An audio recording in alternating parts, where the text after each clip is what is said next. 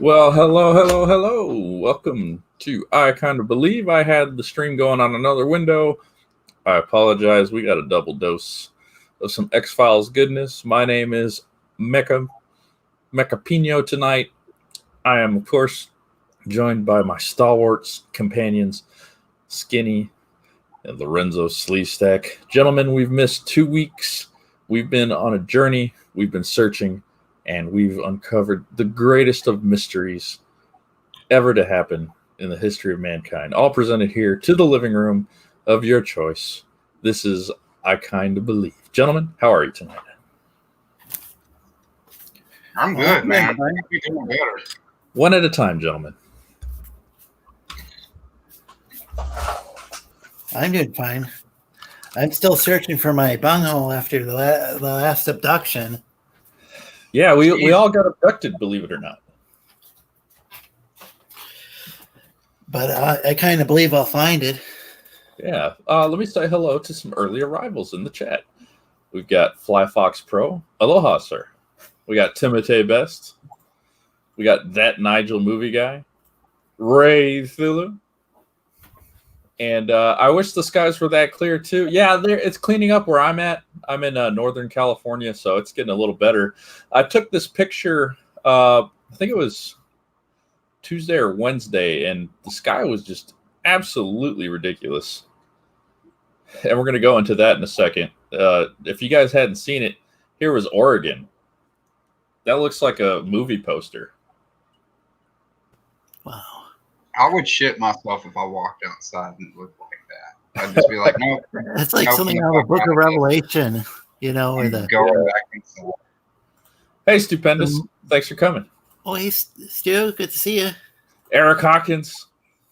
I hope Bignut survives the fires. I think it's looking bad for Bignut, man. Jake the Chain, what's up, man? Bignut was the one who started it. Well, thanks, everyone, for joining us. I can't say hi to everybody or else I'll be here like 20 minutes. Yeah. But we appreciate it. My audience is huge. Anyway, so, guys, these pictures I took. So I had posted this on Twitter the day that this happened. I tell you what, it was like a rainy day. And it wasn't raining or nothing. It was just moody as all get out. And as one of our former IKB panelists pointed out, there's something interesting in this photo. And somebody else had said it was just a reflection of the light, how the photo was taken. Forget that. I think it's a UFO. But guys, check out Stupendous's new Indiegogo campaign for a koozie. I backed it already. Yeah. Hey, thanks for posting that up. Yes, Otis Stein. Excellent. Thank you for posting that, Stu. Sweet. That's a super moderator. Are you guys still with me? Yeah, I'm looking at the koozie. Yeah. You know what? Let me put that up real quick. Yeah, I'm looking forward to it.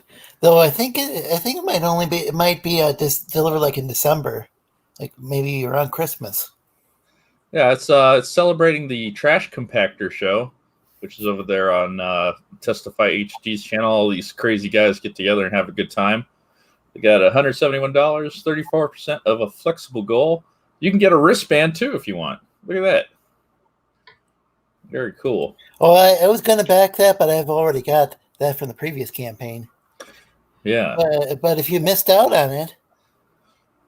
Definitely. Check that out, guys. Stu's a great dude. He's been doing some wonderful stuff with his Indiegogo campaigns. And since we're chilling right now, the reason for the season, guys, check out Otis Stein. Oh, boy. I backed that one as well. $1,500 even. Look at that. Yeah, I'm extremely happy and excited about that, man. Yeah. Fucking pumped. Which is going to be kind of our focus on your portion of the show later. We're going to be talking about reanimation as a theme, which is something going on in your story, if I'm not mistaken. Oh, yeah. And if you guys are paying attention, I bought an extra copy of Otis Stein. So if you're interested in a copy, maybe we'll give it away on this show or next week's show. And Skinny, that would be backing number 21. I got an extra one to push you over the top. So if you guys are interested and there's enough of an audience, maybe we'll give that away later. We'll just have to get with Skinny about it.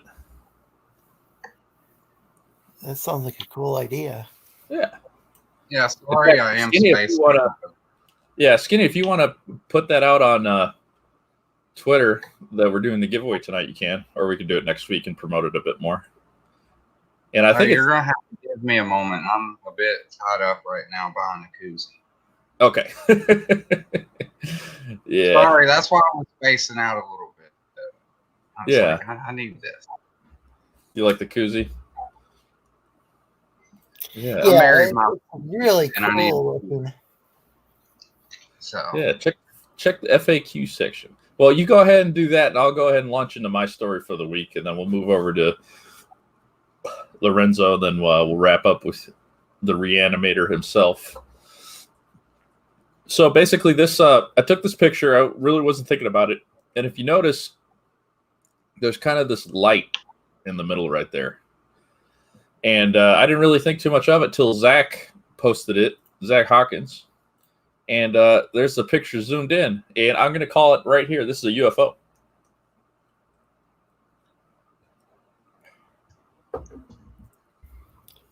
Huh. So that's not like the moon or the sun or anything? No, the moon would be going this direction. It would be like right over here. And it was like 11 a.m. So, the moon was long gone by that point. Let's see. Interesting. Here it has a bonus comic. Fly Fox, you're a good dude. Fly Fox, if you want to come on the show tonight, we got room for an extra panelist. You've been on it before, so just send me a DM and I'll send you the link. But anyway, so I thought that was really interesting. I think if I'm putting on my PlayStation 5 tinfoil hat, I think they're keeping an eye on me since I started doing this show. What do you think, Lorenzo? Since starting the show, have you noticed anything is possible? Yeah. Yeah, I certainly don't know what's going on. So it's not like this isn't from that new Star Trek, is it? With all the lens flare? Yep. Nope. Okay. Yeah. See, Jake points it out. He says it's definitely unidentified. Correct. And it appears to be flying. Also correct. And we can also assume it's some sort of object. So, I don't know. What do you think, Lorenzo? Have you, since starting this show, have you noticed an increase in paranormal instances in your life? Not sure that I have. Why not? I'm not sure. I just know that my brother experienced all sorts of stuff. And so I try to kind of stay clear of that. Yeah. Because he literally had a stroke and blamed Satan for it. Because he was writing a book to warn people about not messing around with the devil, and he got a stroke. And you think that was related? He seemed to think so, and it happened to be some sort of stroke that affected his ability to write and speak. So, yeah, very well could be related. Even just kind of, thinking about that sort of negative thing, I don't believe is healthy for the body. Really? Yeah. I think they've found in scientific studies that viruses are influenced by if somebody, by like stress levels. Uh-huh. I think that's part of what's known as maybe the nocebo effect. Right. Like people think they're cursed or whatever. They might actually get sick.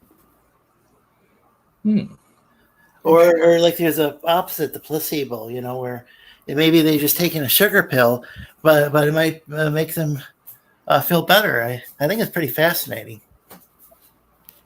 I kind of believe.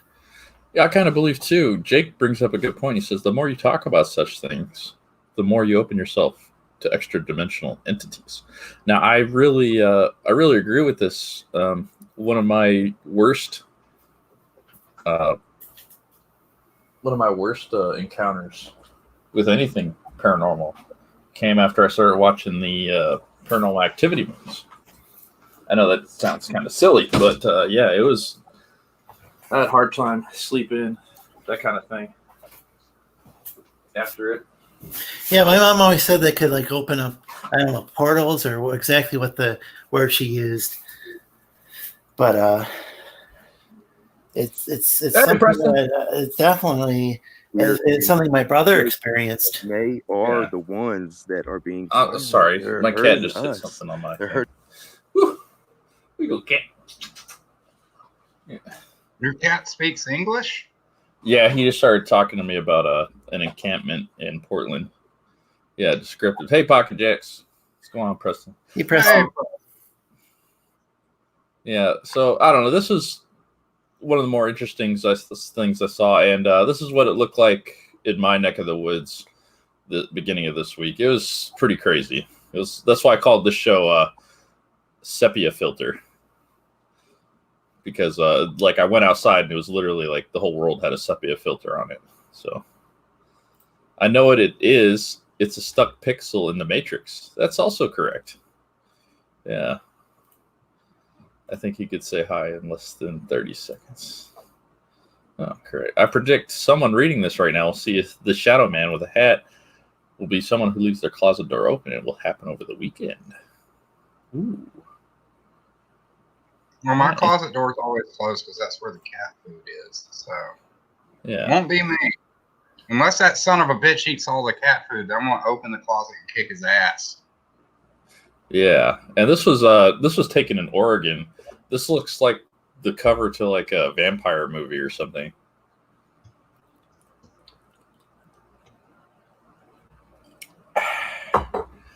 Anyway.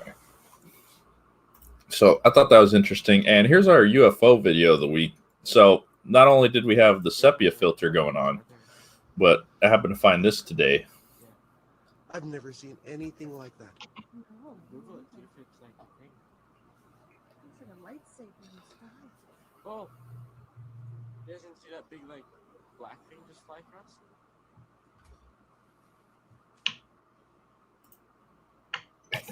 No.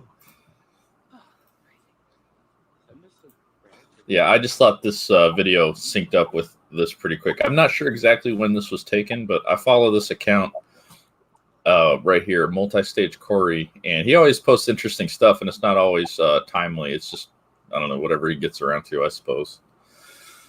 But yeah, it's been a crazy week. Just experiencing this kind of thing was really eye-opening. That the world we live in and the things that we do in it, we get reverberations, we get these kind of this feedback once in a while. But anyway, so that's the creepy stuff going on. I wanted to talk about Marjorie Taylor Greene. She's a QAnon supporting candidate running for a U.S. House seat in Georgia, and she has no Democratic opponent. The guy who was running for the Democratic seat bowed out for personal and family reasons, which if you've been around politics long enough, that's code for something happened to them they just really don't want to talk about with anybody. So looking into it, she's been talking about the QAnon thing. If you don't know what QAnon is, there's a theory going around that there's this individual Q who's got the inside scoop on pretty much everything. It's been rumored to be everyone from President Trump to probably Tupac Shakur at one point. But this caught my eye because QAnon making it onto something as benign as the Associated Press website is pretty interesting to me. Giant floating lightsabers confirmed. She kind of believes in QAnon. That's correct. Can we just call it canon? Quanon. So the Democratic candidate for U.S. House open seat in Georgia dropped out of the race Friday, clearing a near certain path to victory for QAnon supporting the Republican candidate who has been criticized for incendiary comments. Democrat Kevin Osdall bowed out of the race for personal family reasons. Deputy Secretary of State Jordan Fuchs said Friday that the window has passed for Democrats to replace Van Osdall, likely sealing a win for the already favored Green. Georgia law says a candidate who withdraws less than 60 days before the election cannot be replaced on the ballot. He had already faced long odds in Georgia's deep red 14th congressional district. He posted a statement on Twitter Friday saying, "The next steps in my life are taking me away from Georgia," disqualifying him from the seat. Green has become notorious for her remarks about minorities and ethnic groups. In a series of videos on Earth in June, she alleges an Islamic invasion of government offices, claims Black and Hispanic men are held by gangs and dealing drugs, and pushes an anti-Semitic conspiracy theory that billionaire philanthropist George Soros, who is Jewish, collaborated with the Nazis. As far as I know, that was fact, not actually a rumor or a conspiracy theory. Have you guys heard of that? Yeah, he fucking admitted to it on 60 Minutes. Sorry for swearing. I can't. He literally said that on there, that he what he did is he had a guy who he claimed was his godfather, and of course he's Jewish, so he doesn't have a godfather. And he accompanied the guy as the guy went and evicted Jewish people from their homes. I think were sending them off to concentration camps. Right. So yeah, I mean, yeah, and yet it's routinely labeled a conspiracy theory, even though you can find the 60 Minutes episode online. So you guys think that the media has been overzealous at best, and probably just using this conspiracy theory as a slur almost against people who dare to question official stories or think outside of the established narrative, wouldn't you say? Oh yeah, definitely. The media fucking sucks, man. Yeah. And the newest thing is to either label somebody a Russian collaborator or anti-Semitic or Nazi or something like that. It's predictable. You know, I was raised by hippies, and the mantra that my parents always repeated to me: always question the man. Yeah. Now you're a man. And these are large corporate conglomerates with lots of conflicts of interest, and they appear to be going after indie media. Well, not just appear; they're constantly slurring people in indie media, calling them Nazis and all sorts of things, or just claiming, even like, say somebody's liberal. Well, if you watch that person, you end up, it's a slippery slope, and then you end up joining the alt-right or whatever. Yeah, and that's a super bad word. Real quick, yeah, that's basically the logic I was using, Preston. I can't identify it, so it's a UFO. Might be a little tongue-in-cheek there. Jake said he doesn't believe in QAnon, but if I glowed in the dark, I'd absolutely use QAnon as a psyop. See, I think there's always a little bit of truth in this stuff that they cover up with a lot of bullshit. Yeah, QAnon, I think is kind of I don't believe in the whole thing, but be right back. But like, you can even tell that they're like covering shit up, because there was this one tweet that I shared on Twitter where it was like that Lisa Simpson meme, and it said, if the media is on your side, you are not like rebelling against the system. And it was just something really simple. I retweeted it. Then I went back and I saw the tweet again, because I guess somebody else posted it. And then it had the thing like media hidden, because you have requested not to see this. We have hidden this media. And I'm like, what the fuck? So, yeah, they're definitely trying to cover their asses right now. They don't want people to wake up. I kind of lost my train of thought, but the thing is, QAnon, I don't believe I don't think that there's necessarily a guy named Q or any of that stuff. Obviously, there's like a lot of pedophiles operating within any number of things. Whether it be government or Hollywood or churches, and I don't know if it's related to a guy named Q or anything. What are you saying? The guy responsible is the tech guru from the James Bond movies? Huh? Was QAnon started by the tech guru from the James Bond movies? That's correct. I thought it started on 4chan or something as a whole. Yeah. But I mean, I do think the certain things, a lot of the ideas, at least the core idea about pedophiles, or I thought that was, I don't know, is that the core idea? I think that part is pretty true as far as them being out. I don't think they're like getting high off of adrenal. What is that called? Adrenochrome. Yeah, I think they're just perverted and like little kids. But You yeah, didn't want to talk about that. Yeah. Well, I just didn't want to go into that movie Cuties because everybody's talking about it. I did think there was a documentary, and then it turned out that there were child actors in there, and that does disturb me. I'll just say this about the cutie thing. It's disturbing. I am going to cancel my Netflix for it, and this is just one of those things in the media where they push just enough every little time to get another inch.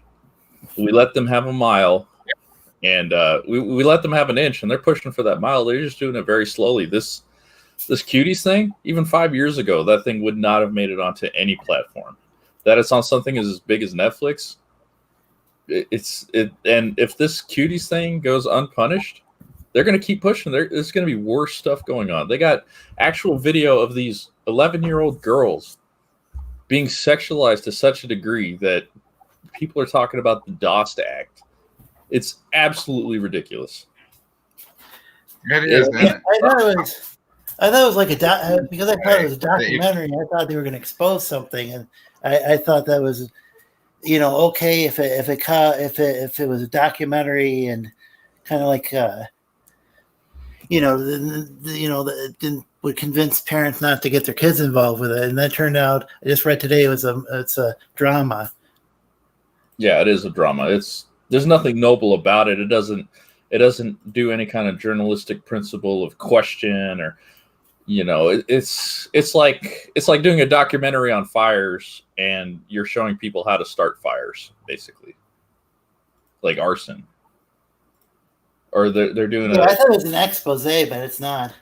So yeah, it's yeah. See, Phobic Zeno says too many good stuff on Netflix to cancel over to weird French film. I just won't watch it. Well, I'm not going to be, calling cancel culture on this thing, but I just think the film's disgusting enough that I'll cancel it. And if they remove the movie, I'll come back, I guess. But there really hasn't been a whole lot I've really been interested in on Netflix anyway. So. Oh, okay. Well, I'm just gonna. I already canceled. Pirate Bay has everything I need. I don't have to pay for this, so I'm not going to. Fuck them. Yeah, but I'm anyway, not really into cancel culture myself. I can understand though. You don't want to necessarily have that in your. You don't necessarily want to even have access to that sort of creepy, borderline CP type stuff. So I could totally understand somebody in this one case maybe, canceling the service. Cancel culture would be we find out who made the movie and we make sure that they never make another movie again. I see. Yeah, you're just what you're doing is a consumer boycott. Yeah, I think it's like Gillette. I'm not going to buy Gillette anymore because they got woke. Because you even saw like Netflix try to excuse it. They're like, well, it won an award at Sundance. Oh yeah, that whole film festival that one of the founders got charges for sexually assaulting a 9-year-old girl last year. Yeah, that makes it okay. Fucking retards. Pretty much, yeah. Sorry, that shit pisses me off. But yeah, you got to stand for something, or you're gonna fall for anything. Exactly. So. I did find something. Anti-pedo is probably the best thing to fucking stand for. I found some sort of thing. I guess it's like 9 minutes long, though. But it was a video that I think introduced me to QAnon. It was this transgender Trump supporter who went to a rally, and they had went and the Antifa had just this very nice person, I think went and tried to tear out her piercings. I'm going to call her because that's what she prefers. But I think so. Sure. Yeah. But I don't know if you want to watch that or not. I think it's interesting though that this person was perfectly nice, and all these people want to silence her. Yeah. Well, anyway, before we get into that, let's wrap up the story on the QAnon supporter. Okay. All right. So most recently, Green has said mask requirements aimed at controlling the spread of coronavirus in schools emasculate boys, and posted a photo montage on Facebook showing her posing with a rifle next to 3 progressive Democratic congresswomen. She's also part of a growing list of candidates who have expressed support for QAnon. Green's expressed strong support for Trump, touting a pro-gun, pro-border wall, and anti-abortion message. She has also expressed support for law enforcement and railed against Black Lives Matter protests that have taken place nationwide in recent months in support of racial justice and equality. After winning a Republican standoff in August, Trump tweeted congratulations for Green, calling her a future Republican star. In another twist, Republican Tom Graves, who currently holds the seat, released a statement Friday saying that he intends to step down in October, raising questions about if and how the brief remainder of the current term will be finished.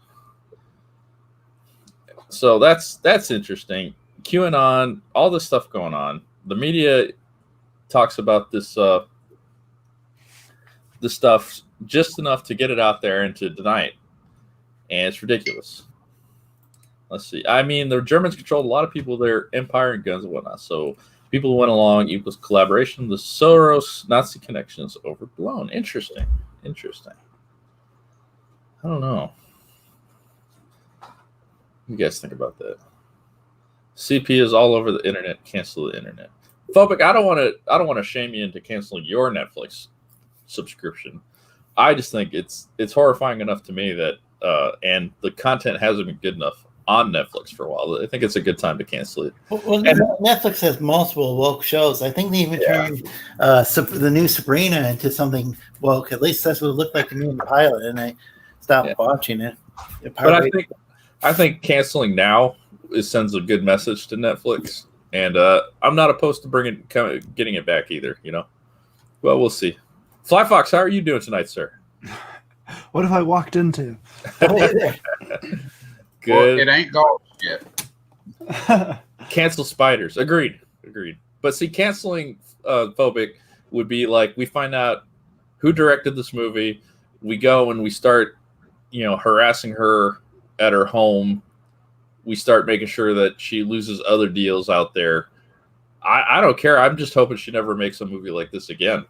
There's a lot of creepy shit going on. They had 650 girls audition for that movie. You really need 650 to make a movie about kids dancing? I don't know. Yeah. Well, moving on. Anyway, I wanted to bring up another thing, talking about the media and glossing over stuff and how much power they have over things. I am trying to find this video right now. I can't find it. Rioters are not camping in Southeast Portland. Have you seen this thing?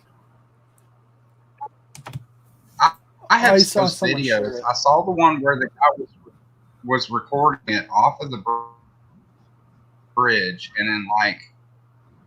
but I saw another subsequent video where I think this is the area where it was, and then he was kind of walking around the outside, and he started to see those stupid cardboard riot shields and stuff like that. And he's like, "Oh, yep, this is true, 100%." I was like, "Yeah."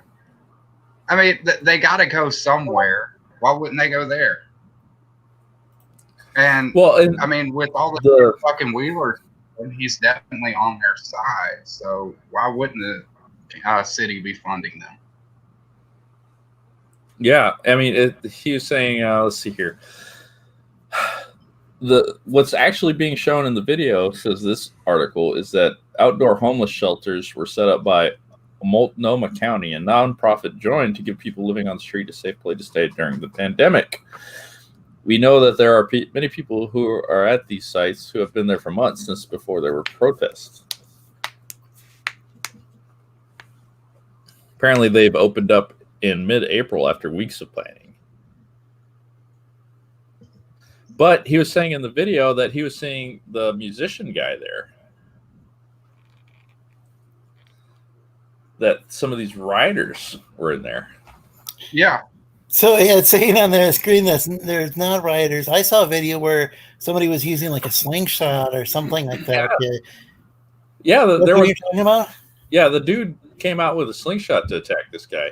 And yeah, and so that's not your typical homeless person yeah, necessarily. I mean, there can be some mentally ill homeless people, but I've never had anybody like throw a rock at me. you're right. Well, Jake says saw the video. The trumpet guy was there. Yeah, I saw that too. He screams that in the video, and he was pointing out if it is a homeless shelter, why they have all this all the secrecy here? Why can't I find the video on YouTube right now? Yeah, phobic Xeno.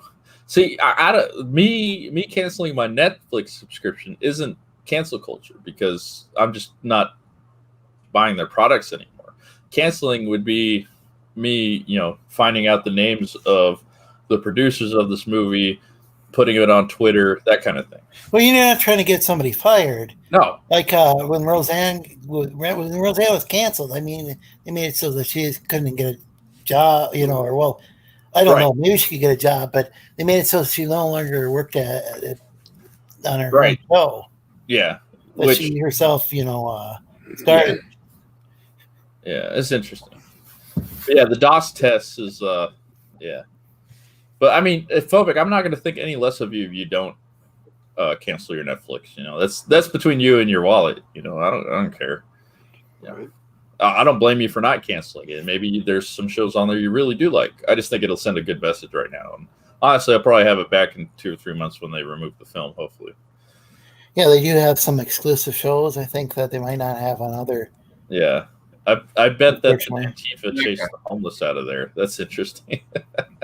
I am putting a link chat for the video Eric found about the encampment. Yeah, let's see. I did think that trans person was pretty interesting, what they were saying about QAnon, but it does go on for a while. Okay, well, that's not really the topic tonight. Anyway, I took up the first 30 minutes of the show. Let's move on to your story tonight, Lorenzo. Oh, well, I'll have to look in. I'll pull it up. Give me just a second. I'm going to stop my screen for just a moment. Let me pull it up. Yeah, it's interesting. It's an interesting creation story from ancient Samaria. There's a lot of people. There's a lot of videos on the internet saying that these Sumerian gods were real and that they're actually like space aliens, and some people would say that they're maybe just personifications of like the sun or oh, okay, hang on. Personifications of nature. Real quick, Lorenzo, sorry to cut you off again. Okay. Eric found the video. Oh, cool. Yeah, I sent it to you in the DMs. Oh, okay. All right. I was trying to tell you. I find myself currently over here close to Hawthorne Bridge, I believe it to be. Right between Hawthorne Bridge and Burnside Bridge. The bus just stopped and took off and went down that way. But I've been wondering where this large crowd of agitators has been coming from for the last 90 days. And I think I discovered where such a large crowd of agitators can house themselves and stage themselves for such a long period of time and still be able to be so close to the center of action every single night. This is a war encampment.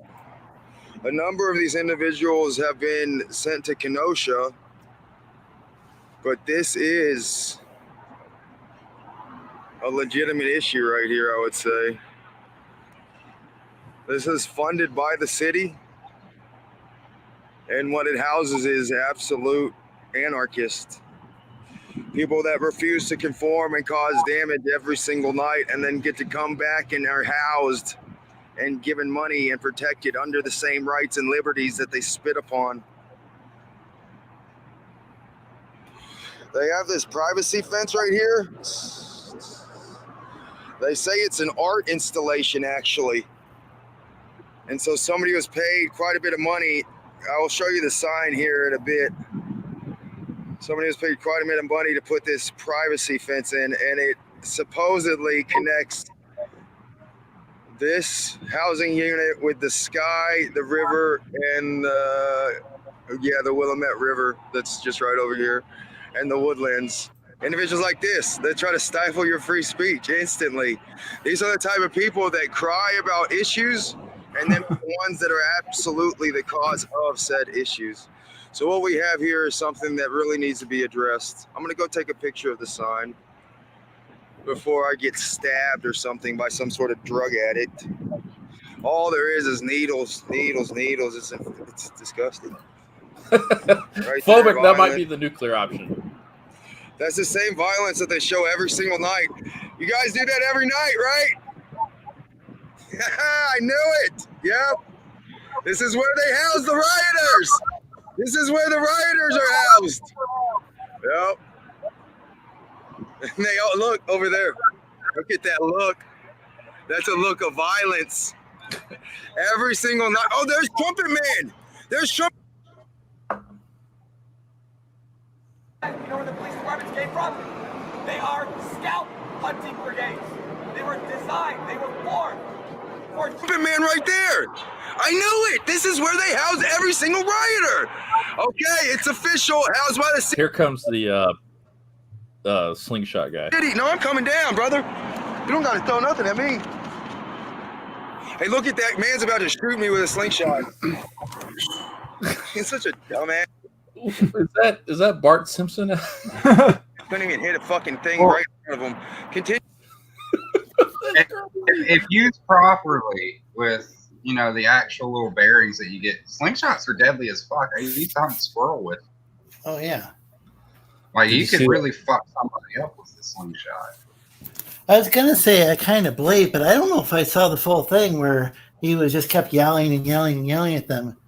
I kind of believe that could have even been a homeless person, but who just got pissed off because the guy wouldn't shut the fuck up. On the other hand, they probably, some of them probably are rioters or protesters or whatever they want to call themselves, right. Because remember like Occupy Wall Street, they had tents, and Chaz, I don't know, I think Chaz had tents too. I could be wrong. And these rioters tend to come from out of town, so I kind of believe some of them probably are. I don't know about the person with the slingshot, but they certainly weren't peaceful. If they're saying, "Oh, it's just homeless people," what are they vetting it? Are they like, "No, you actually rent a house over in the other side of town. You can't be in this homeless encounter. Nobody's doing that." So even if it is set up for that, the fact that a lot of those people are staying there wouldn't be surprising. But the needles and stuff, it could have been like some junkie got pissed off and used a slingshot or whatever. Because there's the anarchy symbol Jake's talking about. Oh yeah. So yeah, it's definitely. Definitely, probably I'd say we got some protesters in there too.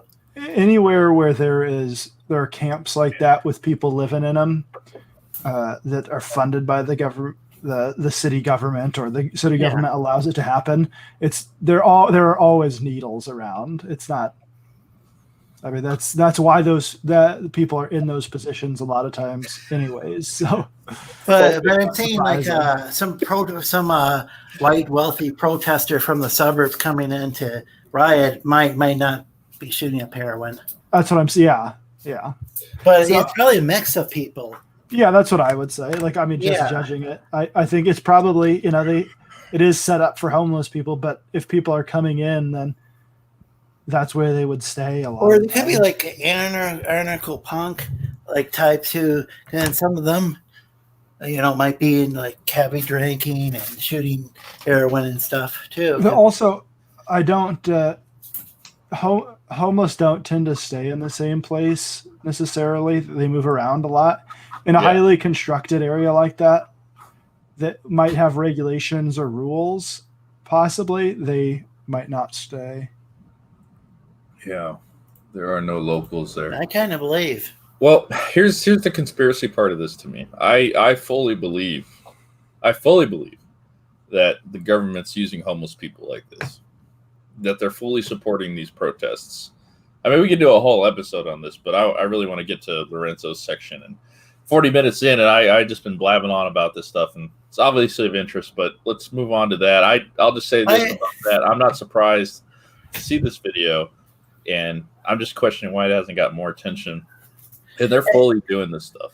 And I will say sometimes these, I know like during the Occupy movement, a buddy of mine was in Ypsilanti, Michigan, and they actually kicked out a homeless person, a black homeless person, because it made some uppity white protester look, uncomfortable. So just because they were uncomfortable, it was racist stuff. So they very well could have even kicked out all the real homeless people, for all we know. Yeah, it could just be all protesters. Yeah, well, Jake says he believes that the riders who came there do not know if they are all riders. That's a good point. Yeah. Yeah, I want to be careful. I would say they could actually be kicking out some of the homeless people and displacing them. Yeah, good point. Anyway, Lorenzo, you have a video on Sumeria.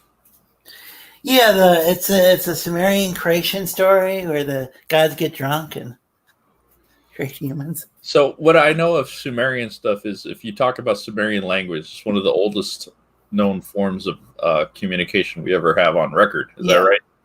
And some of the oldest, the actual oldest literature. I mean, people can debate about it, but there's the Epic of Gilgamesh. And that's written in Sumerian originally, and then translated into Babylonian, I think. Yeah, definitely. I'll play a video in a second. Is this up on Kickstarter or Indiegogo yet, Preston? Yeah, I'm definitely backing it as soon as I see it, man. Anyway, let's start with this. Whoop. Let me know if the sound is playing, guys.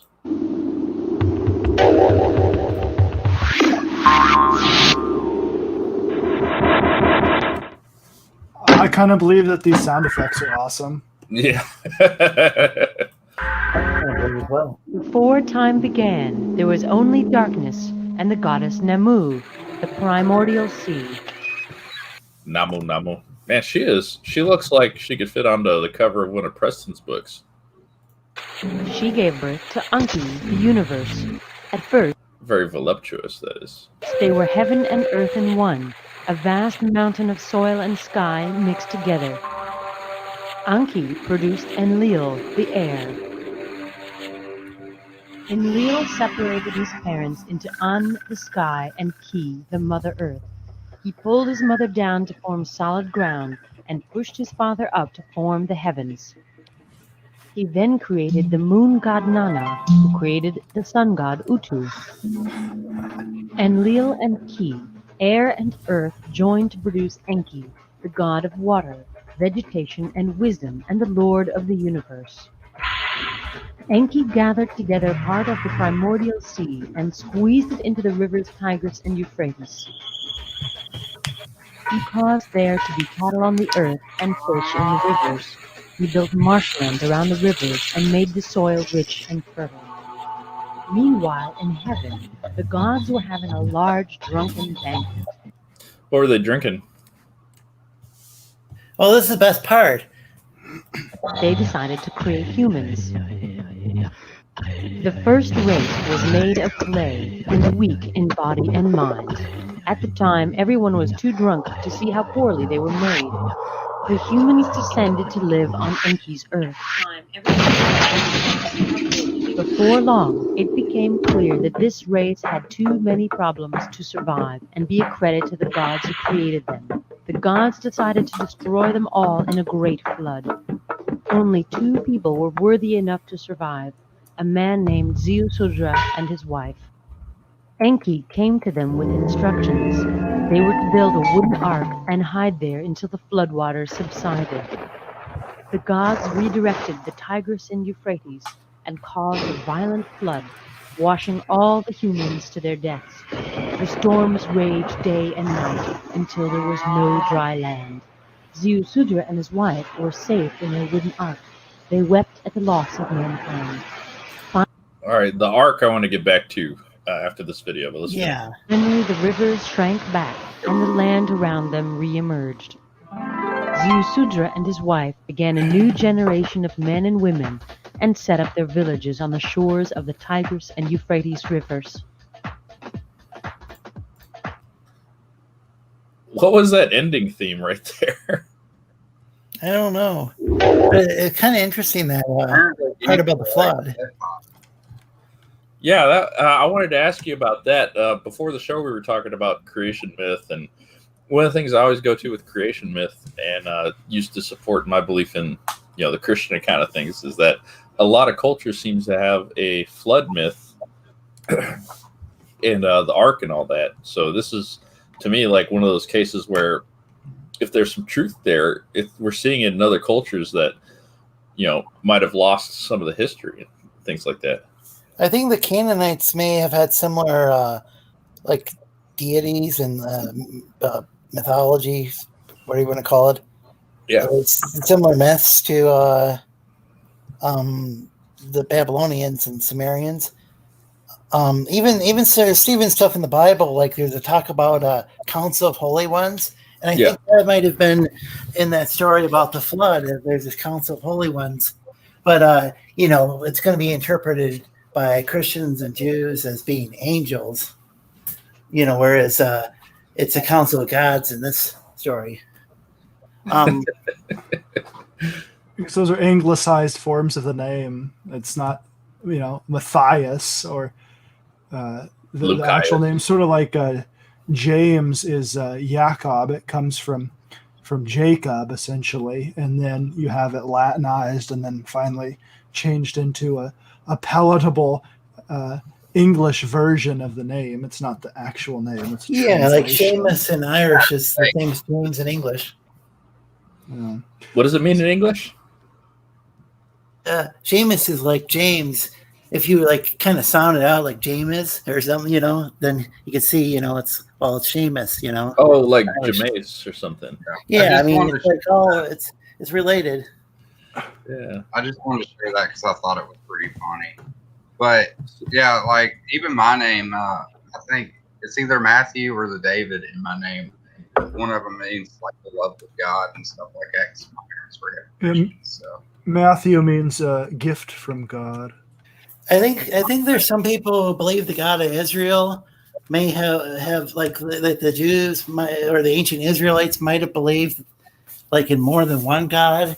And there's a lot of quote unquote scholars that would say that they basically they try to atomize the Old Testament, basically taking it piece by piece and saying, oh, they believed in more than one God. I'm not saying for sure, but I'm just saying. The Canaanites believed in more than one God. Oh, sure. But then, and it's hard to tell whether or not the Israelites how different they actually were. Well, I don't know. I think you can by looking at the core tenet of their beliefs, the Shema Yisrael, Eloheinu Echad, basically. I messed it up, but it's basically the Lord our God, the Lord is one. So the basic foundation of their religion, going back to Moses, because that's in Deuteronomy, is that there is only one God. So might some of them have believed in multiple gods? Certainly.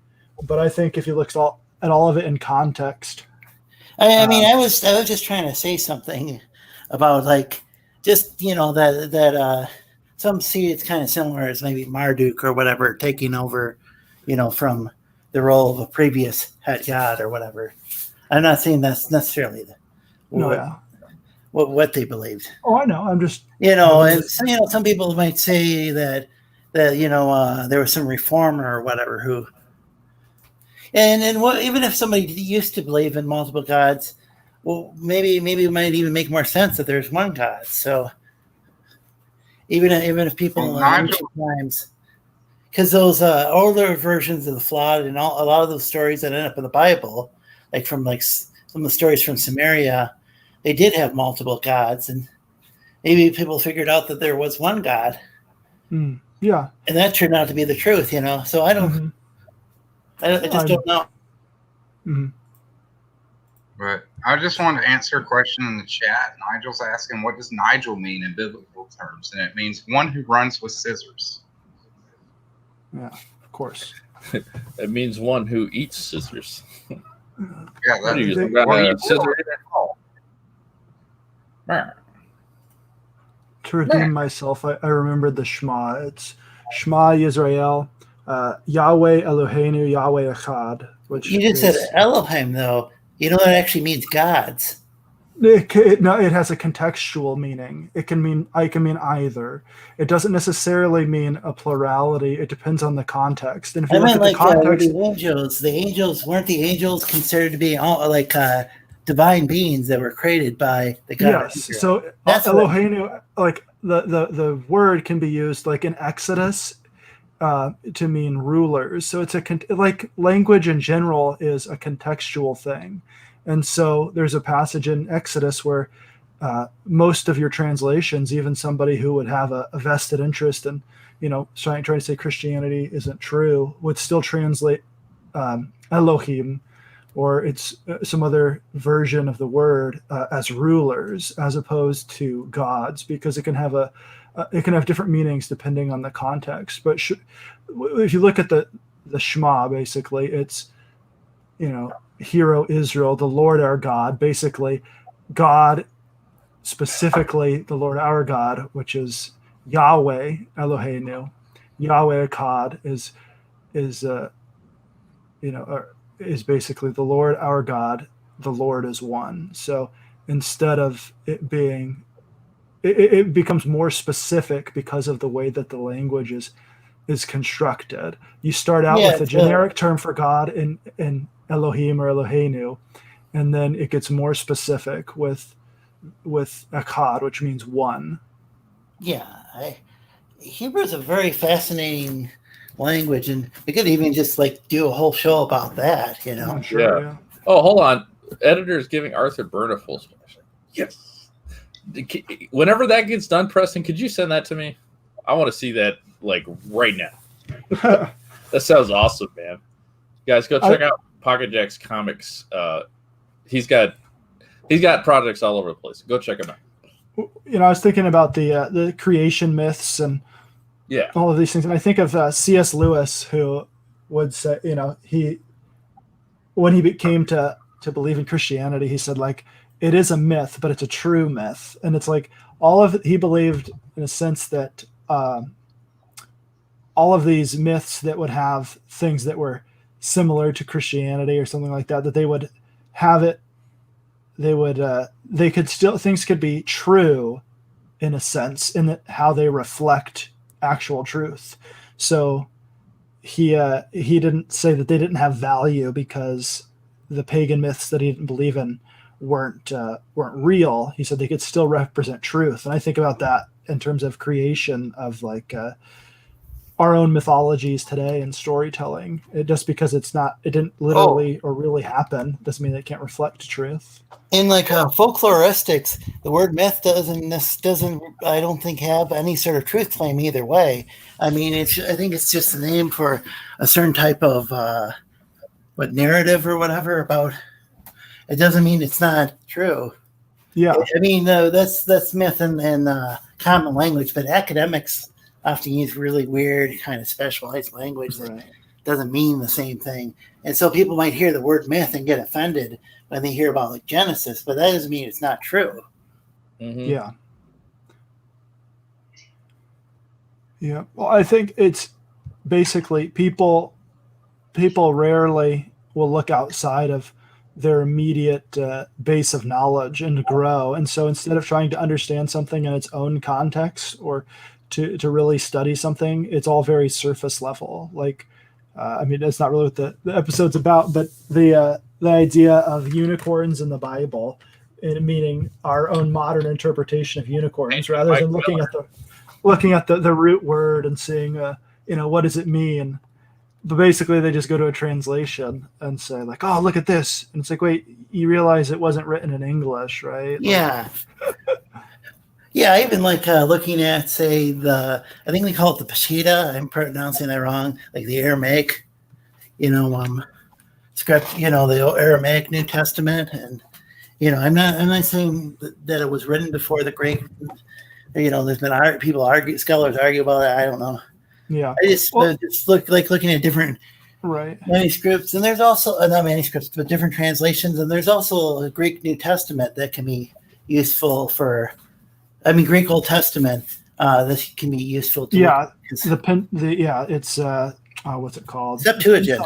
Septuagint. Yeah, it's been so long since I've talked about this stuff. It's like it's pretty fascinating. Memory's a little rusty. Yeah, we should do a show, some sort of kind of religious show. I don't know if I'm actually tying up the show. I'm actually thinking about doing a religious show pretty soon. It's going to be more of a. I'm going to pose a question and try to answer it through Google. But that should be interesting. Yeah, I'm gonna try to challenge my own belief system every episode, and then see what I can find through basic hour-long research. But that's really cool. That's a format I haven't seen before. Yeah, because I'm not a biblical scholar, but I do want to explore my faith, and more importantly than that, I want to help people as much as I can. So if that means just talking about my faith and giving other people a chance to talk about it, then that's what I'll do. Did you mention Mike Miller? Is he in the chat? No, it's just something he always talks about the unicorns. He's actually got the unicorn as an emoji on his channel. Well, that's in the King James version, and it's a type of animal that different translations will translate it differently, because I don't think they actually know. It's some sort of horned animal that ends up being translated as unicorn in King James version. Well, and also look at that contextually there. The people that translated it then didn't think it was,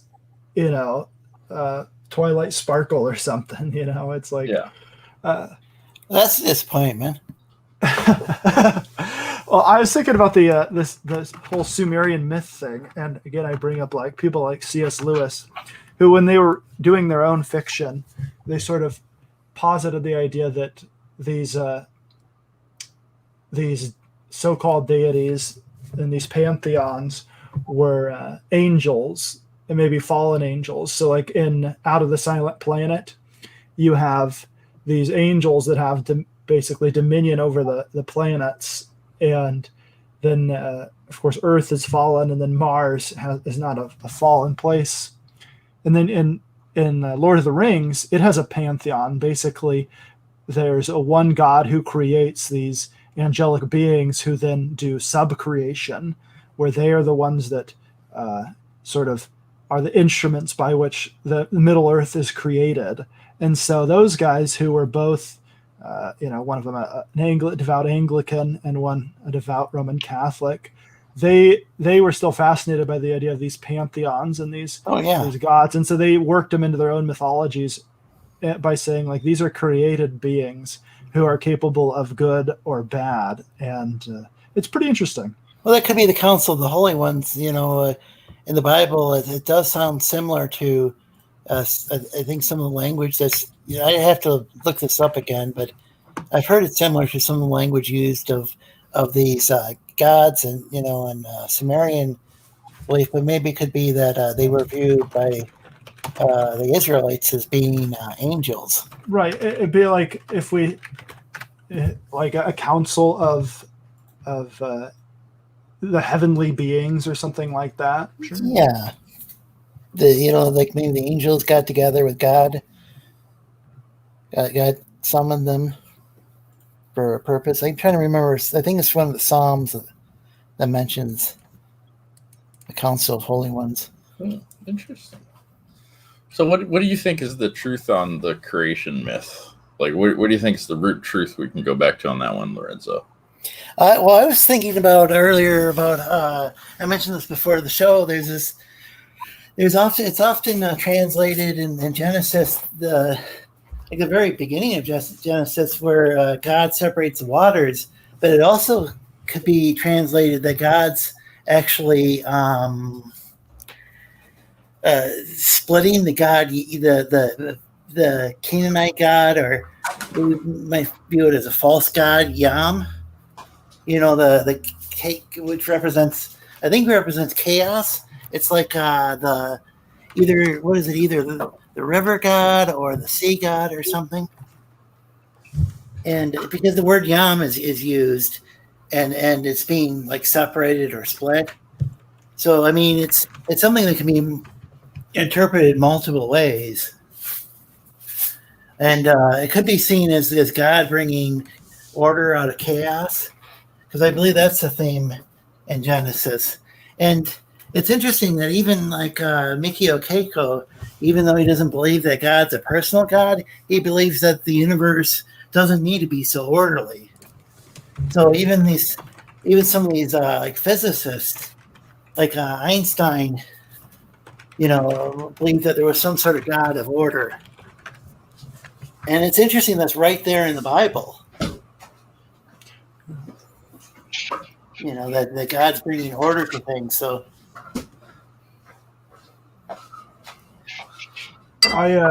for me, like as a Christian, I look at Hebrews 11:3, which says, "By faith we understand that the world was made by the word of God, so that what is seen was not made out of the things which are visible." Basically, ex nihilo, creation out of nothing. Yep. So whatever it happens to be, whatever method he used, it ultimately for me comes down to like he did it. So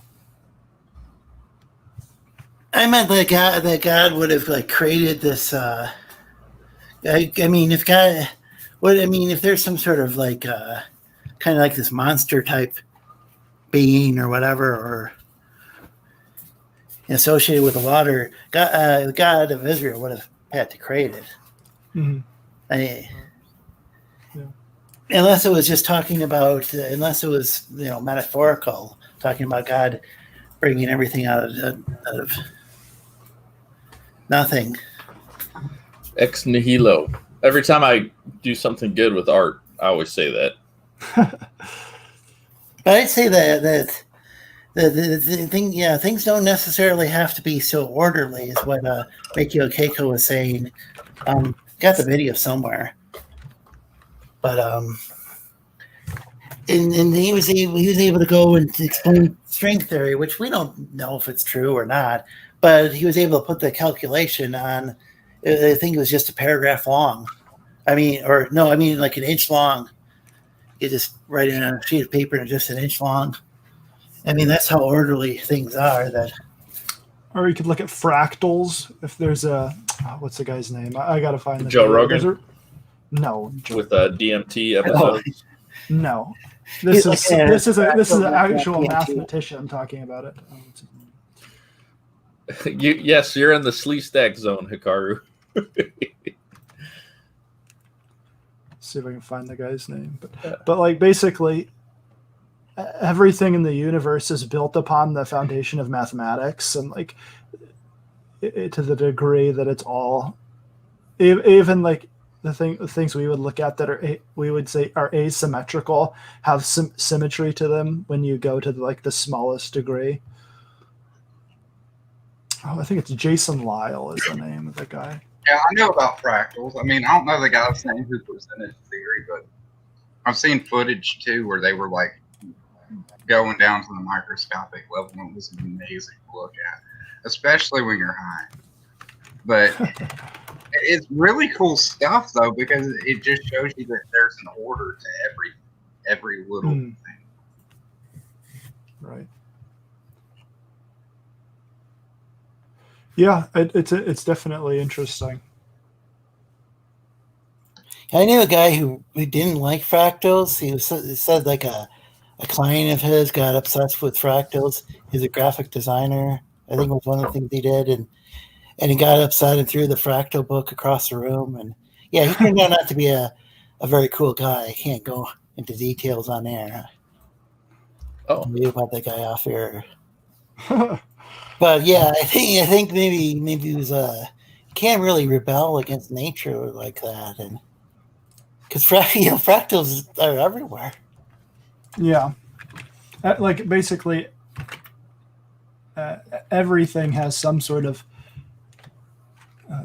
mathematical sequence to it, and so everything in a sense is a fractal when applied to like that. Oh, there's that non-Euclidean geometry. That stuff's Euclidean. Yeah, non-Euclidean. Or yeah, that stuff's pretty crazy. Trying to wrap my mind around that. I don't know. Maybe. Well, you see, that's like the favorite term for people that go on insane rants as they start talking about non-Euclidean geometry and stuff, and you're like, "Whoa, how do you like? Do you really know? I mean, I think you might be a little out of your element here, friend." Like quantum physics that people can just use that for anything, or string theory. Right. Well, use that for any sort of real conspiracy theory. Well, the beauty of comic books is you can just make all that stuff up, and then you can make some awesome sci-fi concept because you're like, well, it's based on this or that. That's the half the fun of making stuff up. Yeah. There's a Pocket Jack's cover right there. Check it out. And let's see. We've been all over the place tonight, but if we can switch gears, let's talk about Otis Stein for a second, because we got a topic that kind of ties into it. And if you guys have been following my comments in the chat, I'm going to put one in here. They better be following it, or they're going to miss it. That's probably... Oh, I've got to back that book. That cover is awesome. That's probably the most wholesome cover that I've seen from Preston. So that's kind of scary. Yeah. But you're probably right. Anyway, I've been putting these codes in the chat. If you DM me with all 4 of those codes, I'm going to tell Skinny to give you a copy of Otis Stein. It's the physical with Ashcan tier.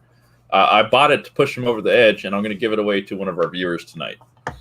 So if you guys want Otis Stein, let me know. Backer number 21 is going to be going to your address.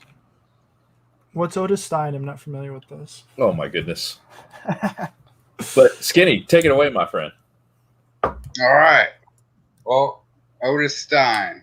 When Otis meets his untimely demise, his widowed wife Mary uses dark magic to bring him back. It's the story of the redneck Frankenstein.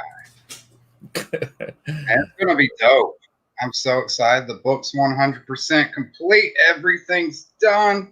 We are 300% funded thanks to 60 beautiful motherfuckers. I love every single one of them, and you can all get PP touches if we meet in real life. And I mean, you can touch my PP, not the other way around. No gay shit. Anyways, speaking of Otis Stein, I wanted to talk about some things I was researching for this book that I thought was pretty damn cool. But I have to warn you, the video I'm about to share can be graphic in nature. And so if you have a weak mind, not stupid, but if you have a weak stomach, viewer discretion is advised, because we're going to be showing... Do you have it in the DM room, my friend? I mean, I was going to share it, but I can... Oh, yeah. Share your screen. Sorry. Yeah. But, yeah. I backed twice, Hikaru. Glad that you did too, my friend. Thank you. Hey! Go ahead, man. Sorry. But, yeah, there's like organs and stuff like that. Just if you're a bit squeamish, you might want to... I'm not gonna watch this. I'm gonna... Well, anyway, me and Skinny were talking about this, and I was like, we should, since you're doing Otis Stein as part of our I Kind of Believe show, why don't you talk about reanimation? And yeah, you kind of regret that, don't you? I mean, we'll see. See, this is one of those videos that I've known about for years, and I probably saw it for the first time when I was 13, and it's stuck with me my whole life. It's that disturbing. But it also, like you were explaining to me earlier, there's also a lot of value in this, because the research that went into it led to a lot of standards in modern medicine these days. And Hikaru knows what we're going to show. Look at Hikaru. He knows what we're talking about. Doghead. Yep. But yeah, because of this Soviet research, it actually forwarded medicine to benefit everybody. And this is one of the reasons that we are able to do live organ transplants. As macabre as some of this footage may seem, it has saved numerous lives. Just remember that. But this is also Russian collusion. But I got it up if you want to pull it up, Nick. All right, and here we go. So again, one more time, if you're squeamish, this might not be the video for you. Whew. Yeah, it is very macabre, and I think macabre is psychedelic is kind of what you could describe Otis Stein as. Yeah. Yeah. With a ash can from Fly Fox, is that correct? Yeah. I've heard something about that. Well, it's not an ash can; it's a chick track. Yeah, it's a chick track, man. And he's done a fantastic job on it. So I'm really excited. Lots of goodies with this one. Cool stuff. But on with the show.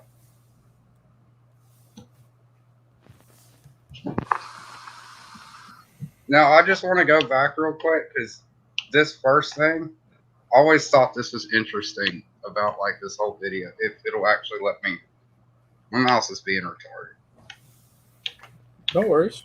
But if you look at this film is shown through the courtesy of the National Council of American-Soviet Friendship and is distributed apparently through the American Medical Society in New York. And apparently this is public domain too, so we should be good to watch it. Yeah, we're not going to get into this. This is from like the 40s, so.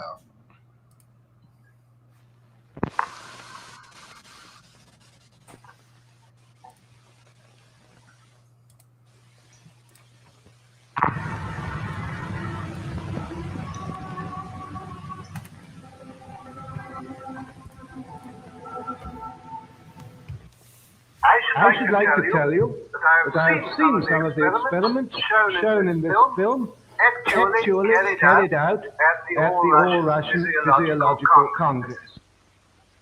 As you can imagine, technique is everything. Long ago, science established the fact that animal organs and tissues isolated from the whole organism can be maintained in a living state. But in order to achieve this, special artificial conditions must be created.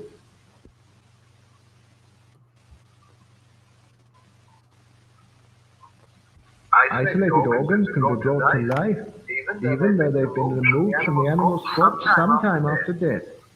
As a dog's heart. It can function as well in artificial conditions as in a living organism. And for this purpose, blood is introduced into the cardiac vessels. The isolated heart beats just as it did a few hours previously in the living dog.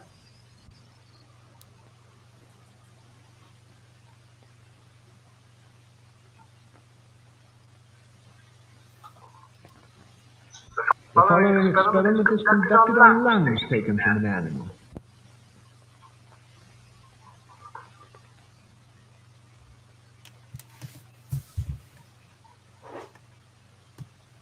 Bellows distend the lungs and fill them with air.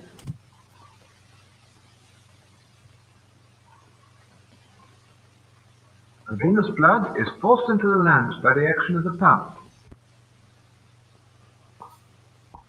The dark venous blood passes through this tube.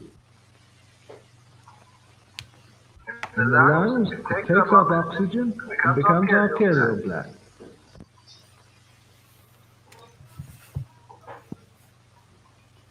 The isolated lungs breathe, producing the same chemical changes as in the living animal.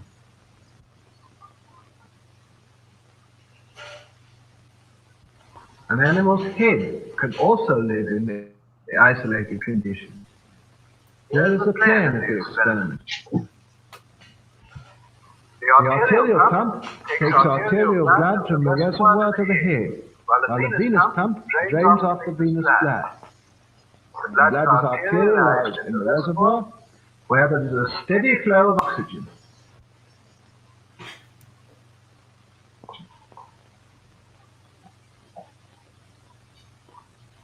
The artificial blood circulation ensures the metabolism necessary for the life of the head.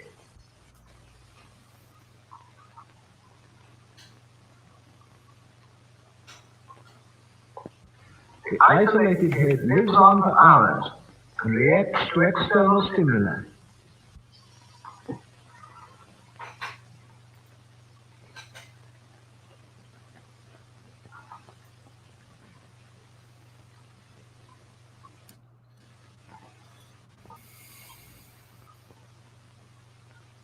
The isolated head even reacts to light and to sound. Hey, Skinny, can you pause it for a second? Yeah. So this isn't like some kind of copy pasta thing. This is real footage, right? This is real 100%. That's absolutely insane. Yeah, it is, man. Like, I was researching this stuff for Otis because I was like, I'm doing a story of reanimation. And I wanted to just kind of look and see how, how it's been done and how it's been. Apparently this dog lives, right? They put the head back on the dog? No. Oh. No, this one doesn't live. But, Okay. All right. This one actually, this one right here, they put the for a couple of hours because they put the dog's head on the. What I was going to say is after a short period, well, not a short period, but after a couple of hours, since the system isn't hermetically sealed, the blood ended up coagulating, which, meant it's no good. But there is an instance further on down, let me see here, where they actually do, they basically, I hate to say it, but they kill a dog, in a humane way. But they actually use this system to bring it back to life. And within, I think it was 12 days afterwards, the dog was actually just completely normal. Blood removed from the animal is pumped back into its vessel by the autoinjector. And that's the dog that they had actually killed, and they're running this system through the animal again. The artificial blood circulation gradually induces the heart to start beating again. And it basically jump starts the whole system. And then Lord have mercy. The heart begins to be normal. The chimera they're creating? Yeah, I hope not. Oh, absolutely brutal, Jake. Still weak. Can't move. Yeah, and like for the first few days, it just can't move. It can't do anything, but it's alive. But that's the dog right there that they had killed and brought back to life.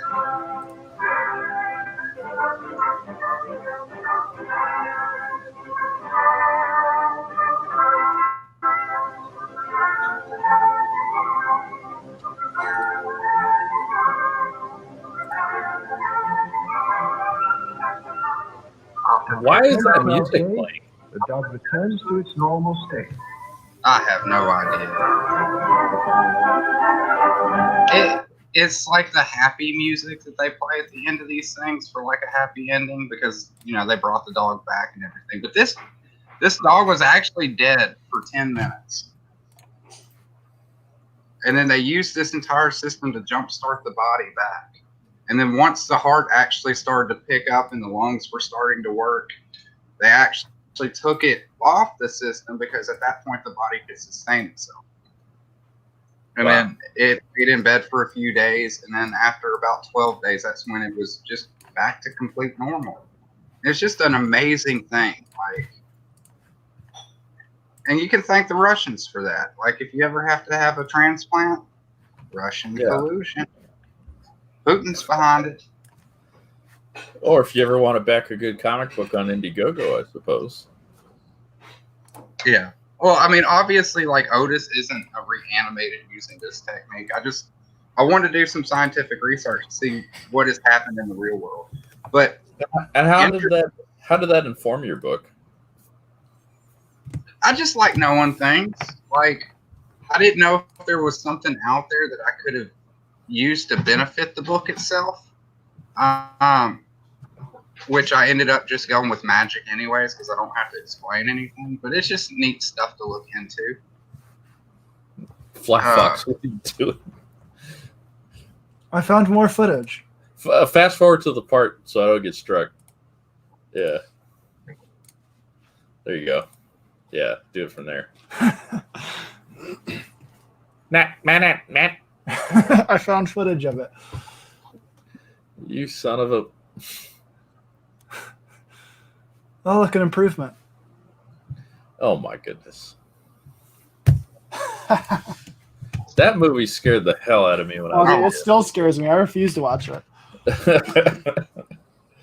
I actually saw that one in theaters. But with the experiment that I was talking about before, they don't have footage of it. But Sergey, which is the doctor who spoke at the beginning, was actually, a man had committed suicide, and within 3 hours of his death, they had his severed head, and they hooked it up to the system like they did that dog. Once it started running, though, the severed head, its eyes just immediately opened up. It started to gargle and had the angriest expression as it stared at the scientist, like right in the eyes. Yeah, and they were so fucking frightened that they immediately just shut it off, and then they're like, "No, we're never doing that again." I've never heard that story. That's just. But yeah, apparently that one scared the bejesus out of them, so they didn't do it again. I mean, it worked with a dog. That's not a copy pasta too, right? I don't know if that's part of the copy pasta, but the severed head thing actually did happen. That is recorded. Well, not on video, but it is recorded history. Like there's notes and documents and everything for it. Oof. Is that how Otis looks when he wakes up? Yeah, Otis was pretty fucking pissed when he woke up. And he wakes up and he says, "Bitch, make me a sandwich." Yeah. He's I'm just guessing. He's pretty cranky, man. You would be too, man. You finally get the rest that you need. You don't have to work anymore. Yeah. You're chilling up in heaven, and then out of nowhere, you're just pulled back down into a mutilated corpse, and there's just searing pain everywhere. You get pissed off too. I kind of believe. Speaking of, I kind of believe, Jake just sent us this.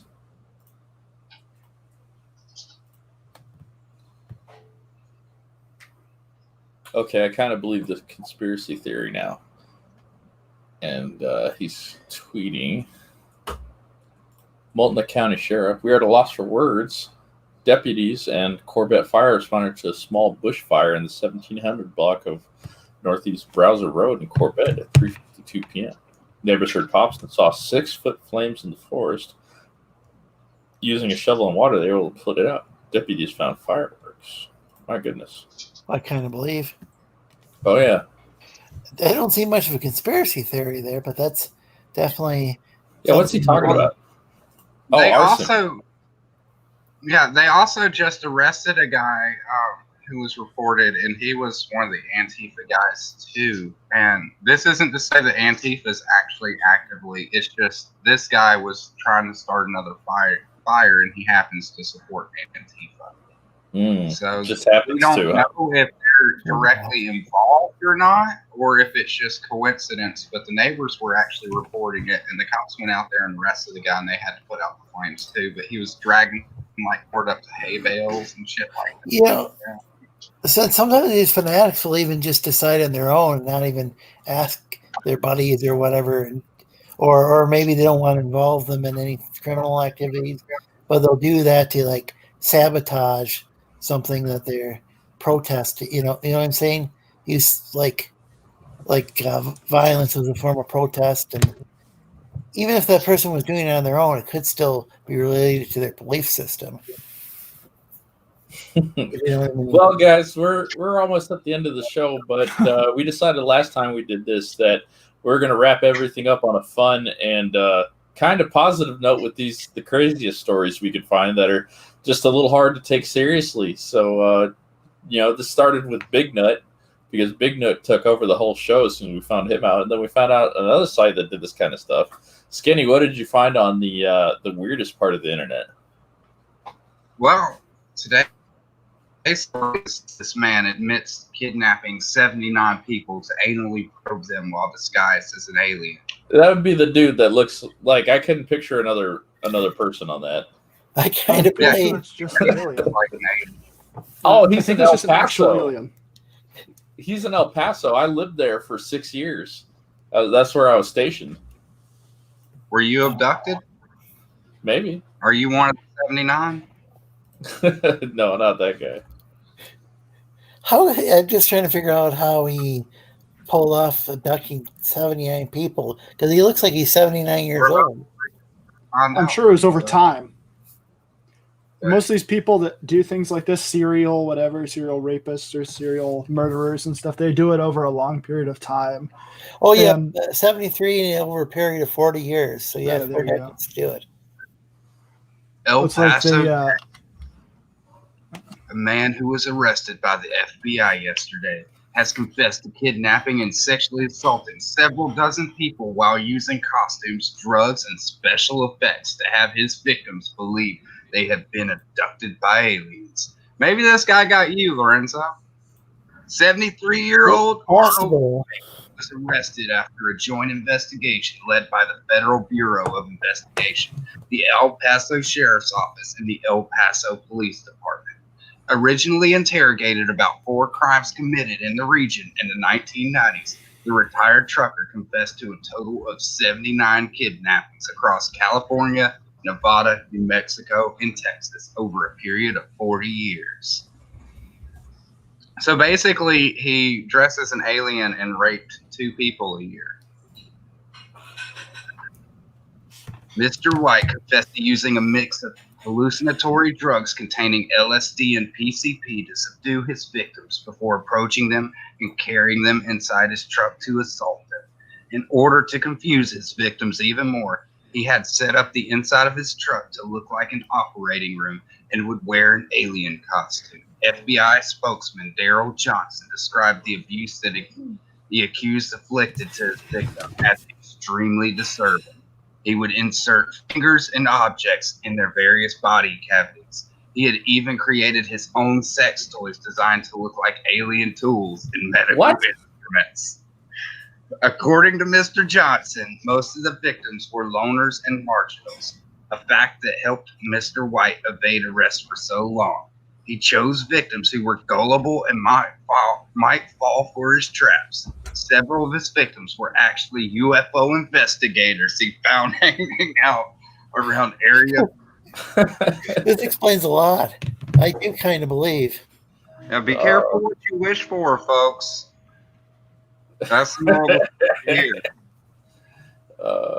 It might come true.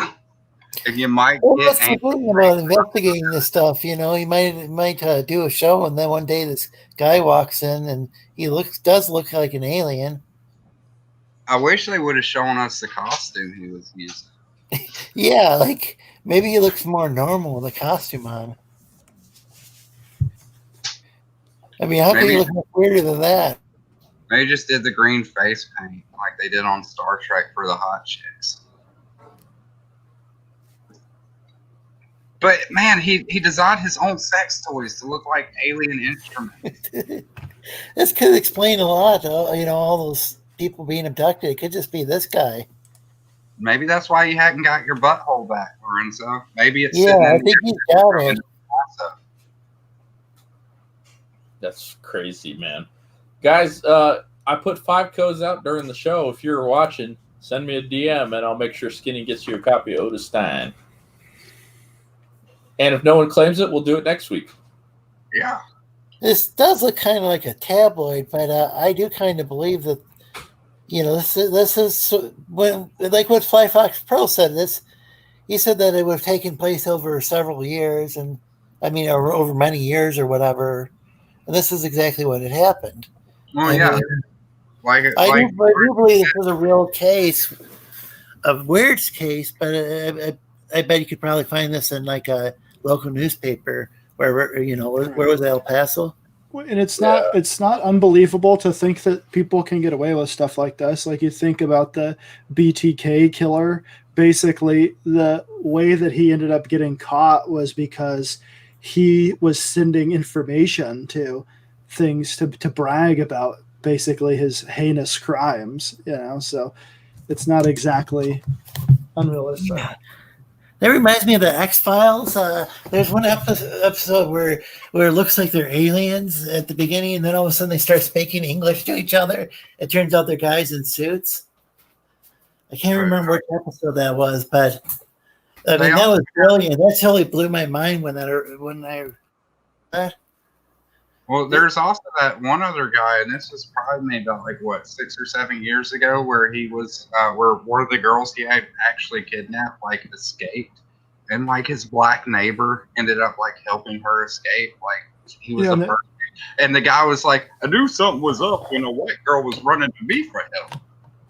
Yeah, it was a viral video, and they made that one of those songify things out of it. Yeah. But that happened, and the black dude was like, I had no idea. I've had barbecues with this guy. I didn't know. Nobody knew. And yeah, I mean, if you can cover your tracks, you can get away with a lot of shit, except tax evasion, apparently. That's the only crime you can't commit and not get caught doing. You can't mess with the IRS. They should put the IRS in charge of the FBI. Maybe it's just so funny this happened in El Paso, too. There's nothing going on in El Paso. I lived there for a long time, and this is the most interesting thing to ever come out of there. I find it hilarious, really ironic that he was getting UFO investigators. So that's pretty damn funny. El Paso is the asshole of Texas, Hikaru. It is. Yeah, they do have the Clone of Willie kits. Yeah. A lot of service members get those. Stupid. Yeah. Anyway, guys, it's been fun coming back.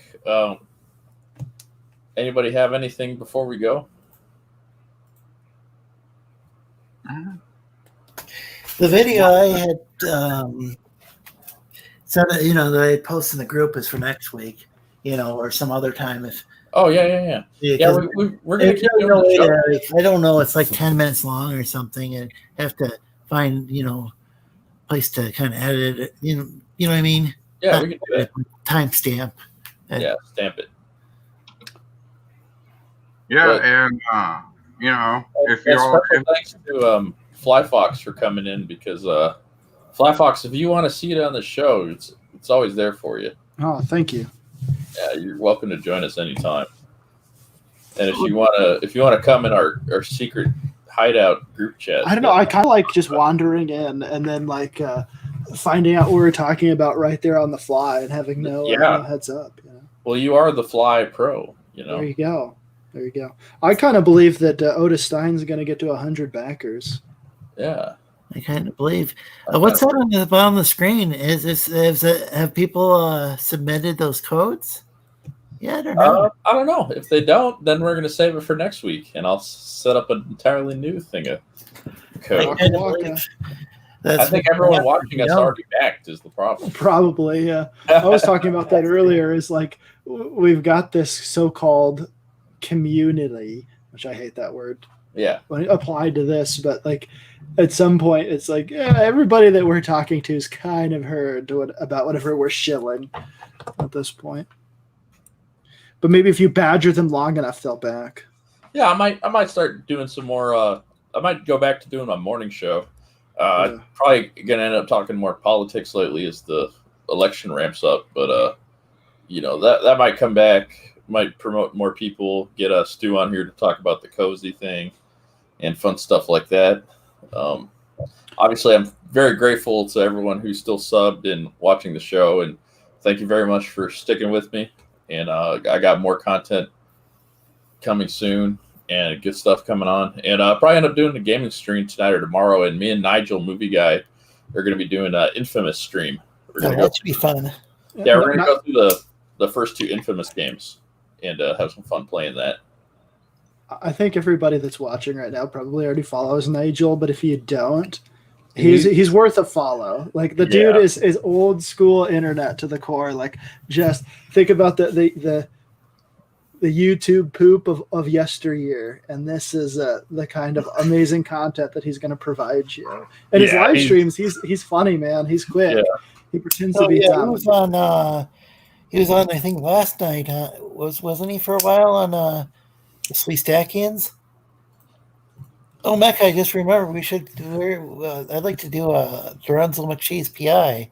Yeah, we got a Lorenzo McCheese PI coming back in the fall. We're almost there. So maybe tomorrow if you're available, Lorenzo.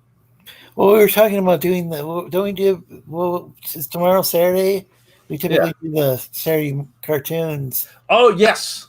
Tomorrow morning. We might want to do that some other day, but... No, tomorrow morning. Crap. Tomorrow morning we need to do... Yeah, hang on. I'm going to stop that for a second. I'll finish up with that in just a second.